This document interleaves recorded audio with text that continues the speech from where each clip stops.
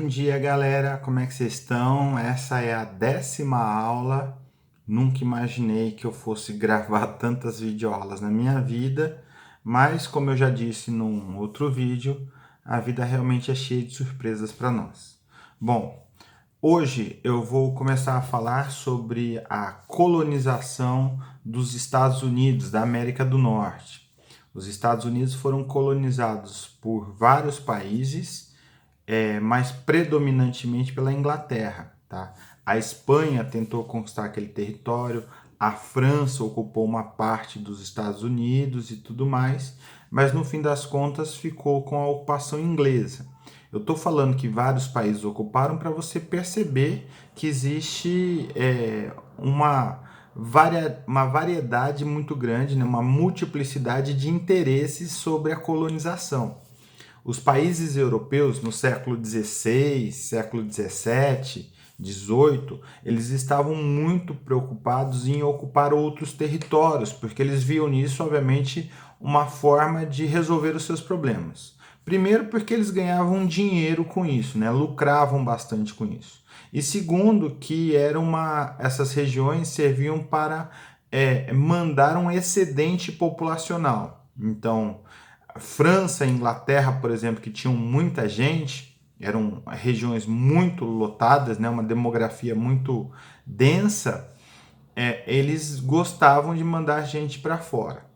Não é qualquer pessoa que eles mandam embora, não. Eles mandavam embora muitas vezes criminosos, pessoas com problemas sociais para os padrões da época. Não quer dizer que para os nossos padrões eram criminosos. Então, por exemplo, a Inglaterra mandava para o continente americano pessoas que discordassem da política religiosa do rei. Por isso que eu estou falando que eles eram chamados de criminosos para a época e não para nós. Bom, mas é sobre isso que eu vou falar hoje. Eu já falei alguns minutos, logicamente, e falei para vocês dos interesses de ocuparem novos territórios.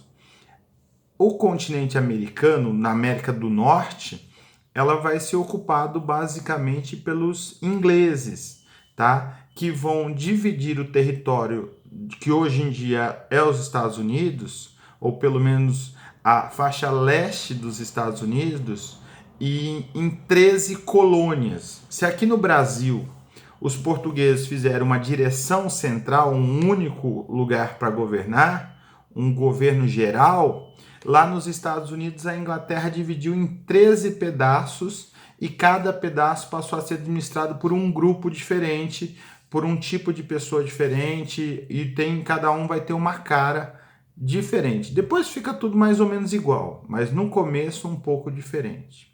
Uma coisa muito legal que tem no seu livro, aí na página 92, porque nós estamos falando hoje da página 92 e 93, é a distinção entre piratas e corsários. Se você assistiu Jack Sparrow, Piratas do Caribe, você já sabe o que é um pirata, tá? O Jack Sparrow, obviamente, não é um pirata de verdade, é muito mais comédia, muito mais brincadeira, faz de conta do que um pirata. Logicamente que aqueles perigos que o Jack Sparrow encontra nos mares não são reais, sereias, poções que trazem a vida eterna, isso tudo, fonte da juventude, isso tudo é bobagem de filme. Gostoso da gente assistir, mas obviamente ninguém vai acreditar nisso. Mas o seu livro traz uma distinção. Ele fala, olha, existiam os piratas e existiam os corsários. O que são os piratas e os corsários? Os piratas eram bandidos que andavam no mar, que roubavam todos os navios que eles podiam para ganhar dinheiro com isso. Se eles fossem presos, naquela época eles seriam simplesmente enforcados, tá? Ah, mas isso diminuía o número de piratas? Não. Tá? Em matar a pessoa porque cometeu um crime, infelizmente ao longo da história a gente percebe que não diminui a criminalidade, tá? E o que é um corsário, professor? Corsário é um sujeito que tem uma carta, uma autorização do rei para roubar os outros países em nome desse rei. Você fala, pô, professor, mas isso pode? Um rei mandando alguém roubar?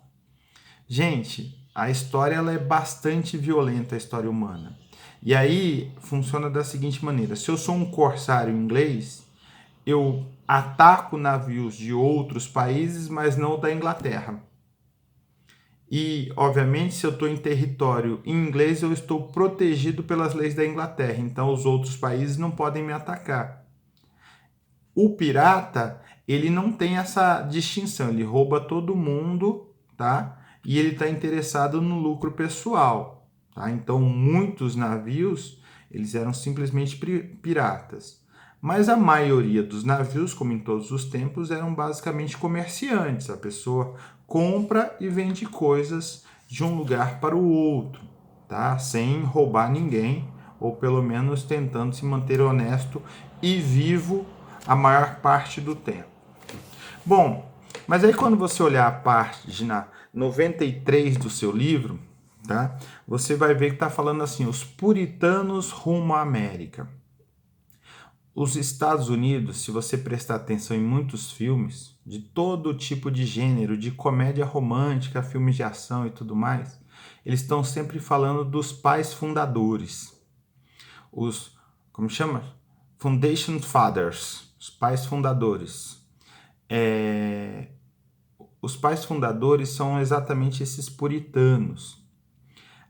Na Inglaterra dessa época, do século XVI, do século XVII e XVIII, a religião lá era a religião anglicana, não é a religião católica. Tá? Os anglicanos, eles são de uma seita, vamos dizer assim, né, de uma nova religião protestante, tá? E nessa época não existia a noção de tolerância religiosa. Então o rei mandava prender quem não fosse da religião dele ou quem pelo menos não fingisse ser da religião dele. Tá? E aí tinha um grupo religioso muito determinado, chamado de puritanos, tá? Uma variação do calvinismo, em que eles bateram de frente com o rei. Por isso, para eles sobreviverem, eles subiram em navios e foram para a colônia da Inglaterra na América, que hoje em dia a gente chama dos Estados Unidos. O primeiro navio, que é muito famoso lá nos Estados Unidos, o Mayflower, tá? Flor de Maio em português, o Mayflower chegou lá em 1620, tá? E eles ocuparam a região que hoje em dia é dos Estados Unidos, chamada de Massachusetts. Eu vou falar de novo porque é uma palavra muito boa de falar. Massachusetts, tá? Então, esses pais fundadores, eles escreveram um texto, tá? Uma carta dizendo que eles iam viver naquela região porque eles não abriam mão da sua liberdade religiosa. Tá? E eles têm, obviamente, um peso muito importante na história dos Estados Unidos. Agora tem um detalhe, vai devagar, antes de você ficar achando esse pessoal muito, muito legal, eles queriam liberdade religiosa para eles, mas eles não toleravam as outras religiões, que eles consideravam que eram contra a verdadeira religião que era deles. Tá? Então eles não eram a favor universalmente da liberdade religiosa. Porém, a história dos Estados Unidos ela é cerceada, né, cercada de muitos fatos interessantes, como qualquer história de qualquer país, e aí foram chegando outras religiões. Então, os Estados Unidos, desde o início, bateram de frente com a ideia de falta de liberdade religiosa. Então, lá desde o início, teve muita liberdade religiosa, mas os puritanos não eram a favor de liberdade total, não. Eles queriam que todo mundo seguisse a deles. Deu para entender? Isso tudo está na página 93, 94 do seu livro de história. Bom, é isso. Estou morrendo de saudades. Espero ver vocês logo. Espero que eu não chegue à aula 20ª, mas quem sabe, né? Beijão. Tchau, tchau. Até a próxima.